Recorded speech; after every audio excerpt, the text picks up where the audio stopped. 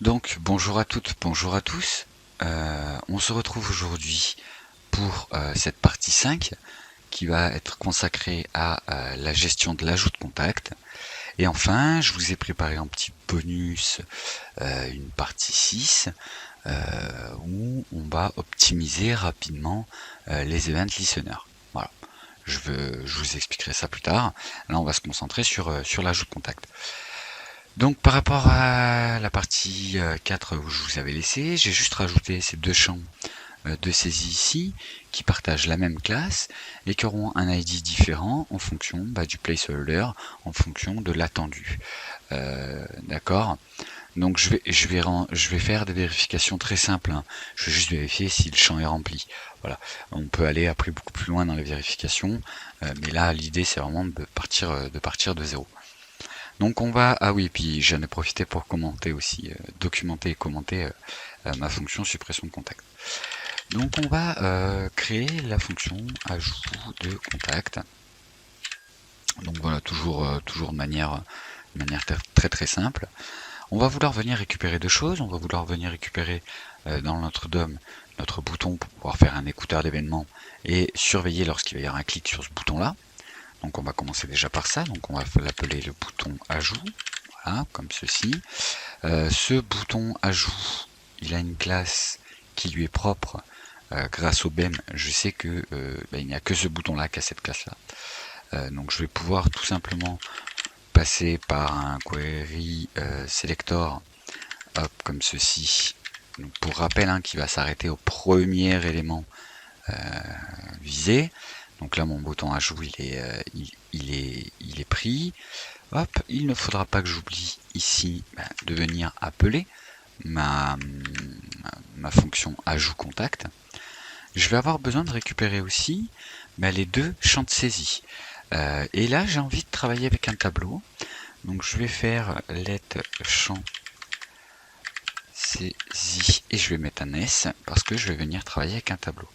Et là, à nouveau, je vais utiliser le document, le query selector, mais cette fois-ci le all.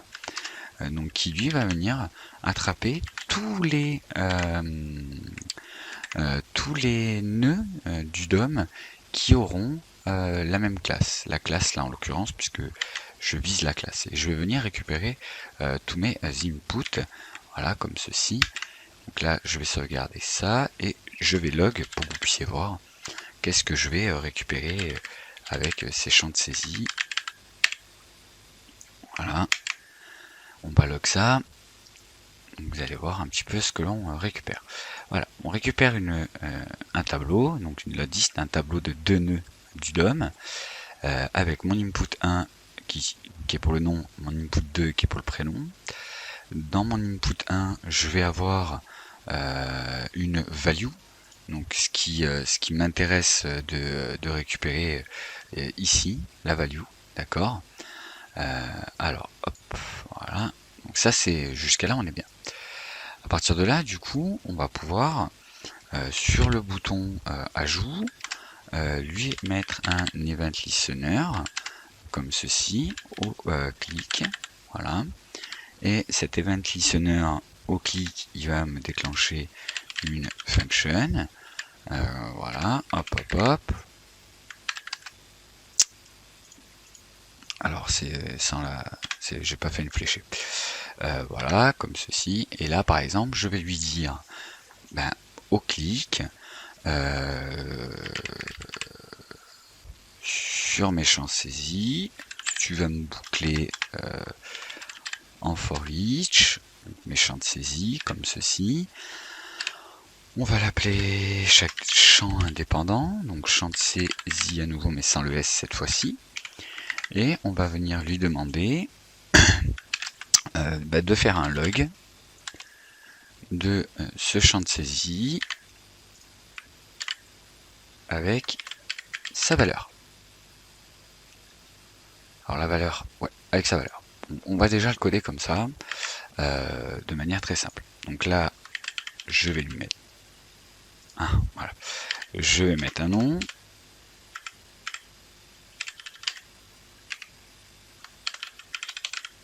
Voilà. Et lorsque je vais faire ajouter un contact, on récupère bien les données qui ont été saisies au préalable. D'accord? Donc ça c'est vraiment très très important.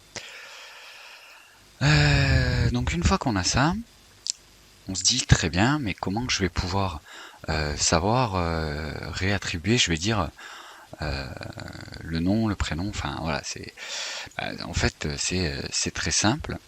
On va passer par une variable intermédiaire là pour le coup.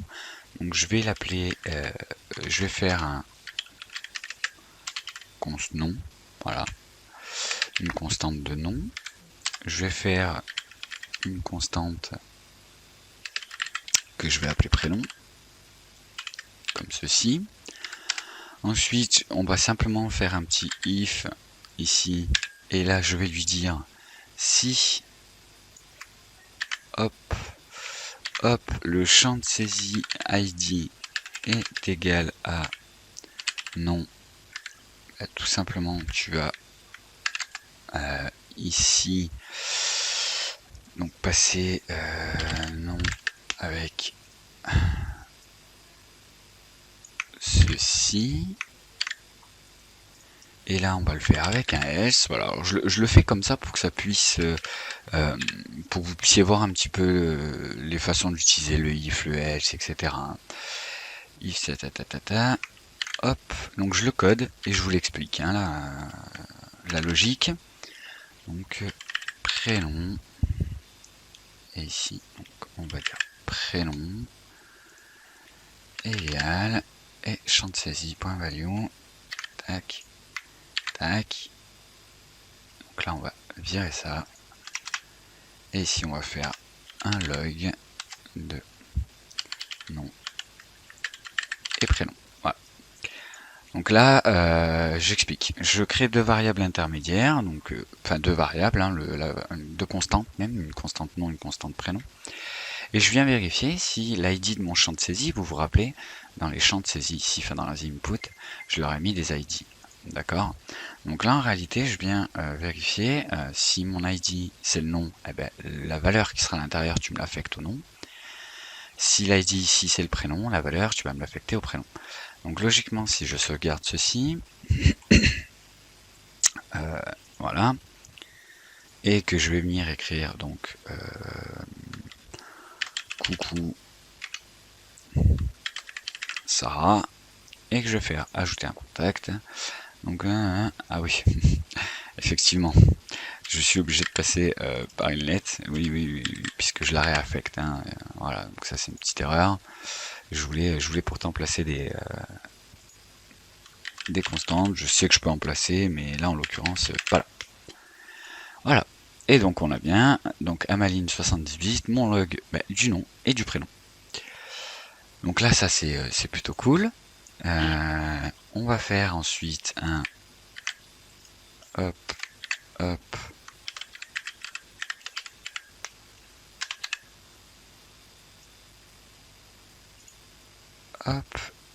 si je fais ça comme ça, est-ce que, alors là, je teste des trucs, non, tiens, très fait, hop, voilà. Et donc du coup après, en faisant ça, je remets mes champs à 0, d'accord? Une fois qu'on a tout ça, bah du coup, ça va être très très simple. Vous vous rappelez ici, comme on a vu pour créer un contact, eh ben on va venir attraper, par exemple, cette ligne-là. Ici, on va venir la prendre, la copier, on va venir la rajouter ici, et en fait, tout simplement, là, le nom, donc sur créer contact, j'attends le prénom et le nom. Donc, le nom, je vais le mettre en deuxième, et le prénom, je vais le mettre en premier. Alors, vous avez peut-être pas vu ce que j'ai fait. Pour savoir dans quel sens je devais mettre le nom et le prénom, dans la mesure où j'ai déjà ma factory function qui est très bien commentée en haut, dès que je survole, vous voyez, c'est écrit en haut, créer contact, j'attends en prénom une string, en nom une string. Factory méthode de la création du contact, le paramètre prénom c'est le prénom, le paramètre nom c'est le nom, et ça me retourne un objet du contact. Voilà. Une fois que j'ai fait ça, il faut quand même pas que j'oublie derrière de réactualiser mon affichage. Donc je vais venir récupérer ceci, le mettre là, et là je pense qu'on a bien avancé. Donc si je sauvegarde ceci, et qu'on va faire un test, donc test, et que j'ajoute ce contact, et bien j'ai bien... Ah, vous voyez, j'ai deux contacts différents là. J'en ai un test et un essai. Pourquoi? À votre avis? Pour la simple et bonne raison, c'est que en réalité, je fais mon créer contact à chaque tour de boucle. Et donc champ saisie, à chaque tour de boucle là, c'est pas top de le faire comme ça. Et donc en plus je réactualise mon DOM 2 fois. Petite erreur de ma part, donc il suffit de décaler ceci. Mais si je ne décalais que ceci, cela ne fonctionnerait pas. Pourquoi? Parce que mon nom et mon prénom sont toujours dans le scope de mon for each. Donc il va falloir que je sorte ce nom et ce prénom du scope du for each. Et donc, comme ceci. Ici, logiquement, je m'attends à ce que lorsque je fasse à nouveau mon test, dans la mesure où j'ai bien respecté les scopes, tout fonctionne normalement. On va vérifier immédiatement. Donc, test, essai, ajouter. Et on a bien notre utilisateur et ses tests qui vient d'être ajouté. On va essayer vraiment avec un nom et un prénom. Donc le nom, ça va être Solo, Yann, Anne Solo, peu importe. Et on a bien Yann Solo. Voilà, donc pour cette partie, pour venir ajouter un contact, c'est réglé. Je vous dis à la partie prochaine où on va essayer un petit peu d'organiser tout ça, parce que en termes de maintenabilité, on n'est quand même pas sur quelque chose de foufou. On a des event listeners qui sont séparés. Ici, j'appelle deux fonctions à la fin d'affiche contact, ce qui est pas génial. Donc on va essayer un petit peu d'améliorer tout ça.